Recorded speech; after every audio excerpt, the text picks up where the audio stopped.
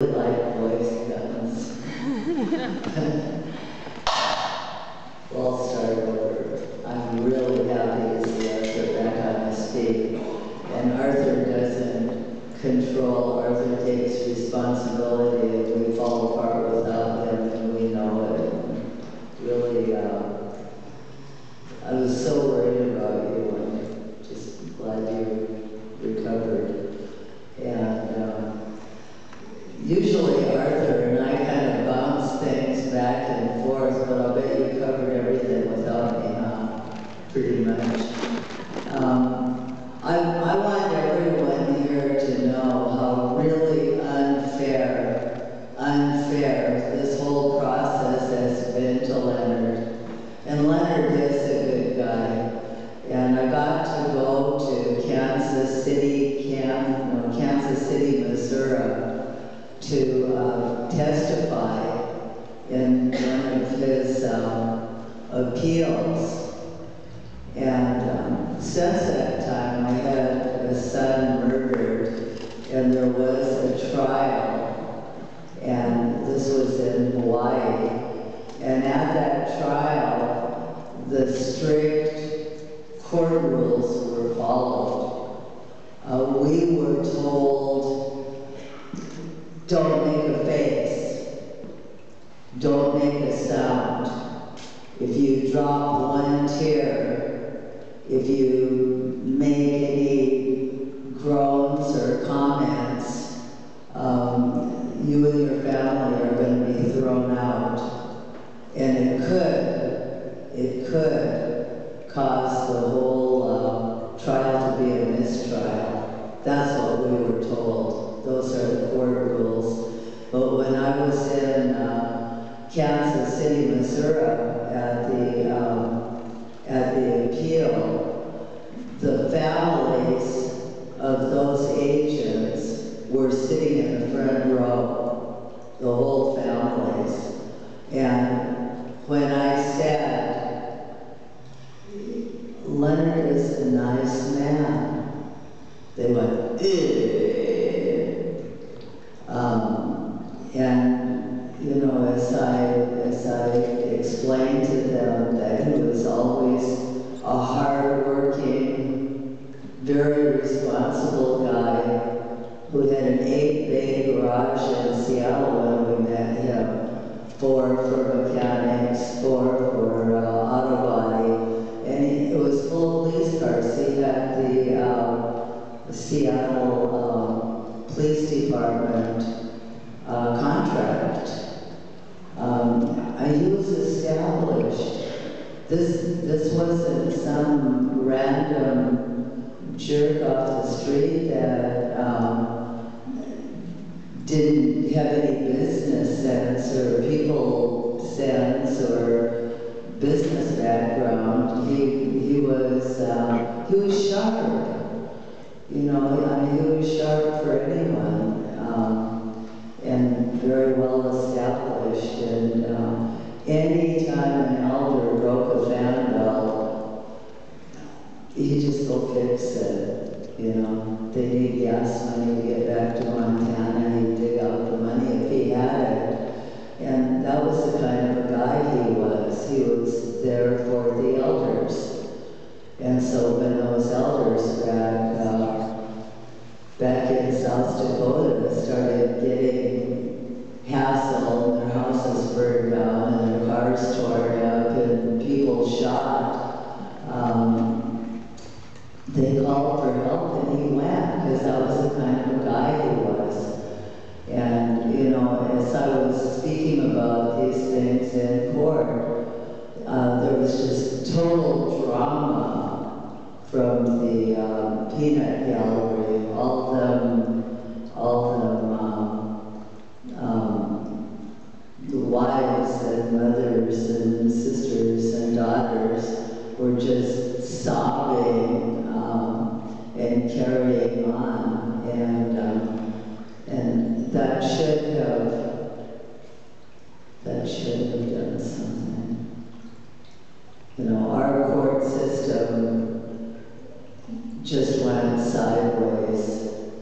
They needed they needed someone to blame, and they thought because he was an urban Indian with no real obvious ties back there, they think of urban Indians as nothing, as being totally disorganized, and he was kind of an outsider in their eyes. And so he was an easy person to pin this on, and they thought they could just lock him up and it would go away. But what they didn't realize was that he does have a strong, big family, and he did have, every one of those elders he helped had a family, and we talk, and there was that memory. And so when he was arrested, there was an immediate outcry throughout Indian country because he had friends, he had people that loved him, because we do talk. And so, you know, we've had plans before. We had a perfectly wonderful plan when Clinton was coming out of office. We had, Robert Free had a place for him to live. Roberto Maestas had a job for him fixing muscle cars from the 60s and 70s. And so we had work for him and a home for him and good supervision and good support.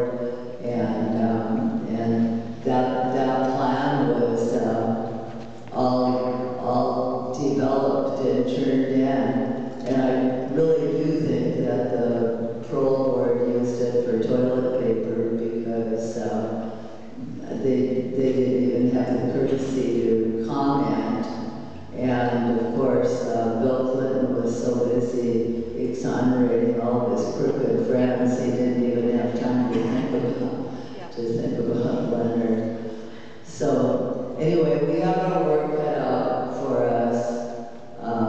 We are in direct conflict with self-serving, crooked judicial system, and you're all really familiar with the police unions, right?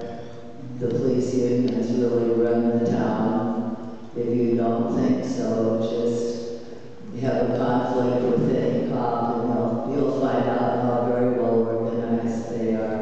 So you can imagine how well organized the FBI is, and the federal marshals, and all of those people. So we're truly up against it. Whatever Arthur says our plan is good enough for me, Arthur. It's going to take a lot of prayer and a lot of hard work, but I'm glad to see we have a team, and I know that a lot of you Facebook and a lot of you are friends and belong to different committees, and we'll just keep at it because we're just as stubborn and dedicated as they are cruel and organized. Am I right? Yep. Are we determined? Yes, we are. Yeah.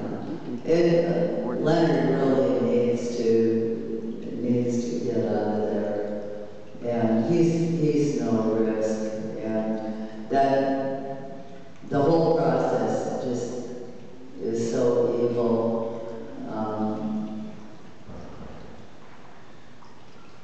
Arthur, wrap it up. I know you have one more thing.